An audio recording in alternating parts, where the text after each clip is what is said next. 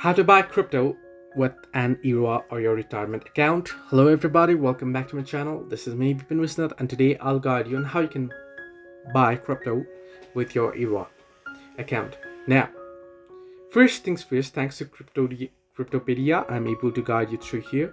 What you can do is you'll have to register, or you can use an IRA company that allows you to buy cryptocurrency with the funds in your account.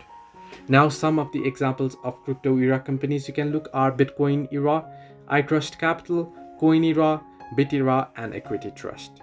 So once you find a particular one, now make sure when choosing an IRA that lets you buy crypto from the account, ensure they are regulated and licensed as well. Now once you do so, once you open up the account, once you register, you'll need to fund your crypto compatible retirement account by sending your contributions to that account, or you can transfer funds from your existing accounts as well, or you can roll over your account to a crypto compatible one. Once your account is funded, you can buy cryptocurrency from the account and you can hold it there. So this way you can buy crypto, or you can buy Bitcoin in IRA. Hope this helped you. Do like and subscribe, and do not forget to leave a comment down below if you have any further issues.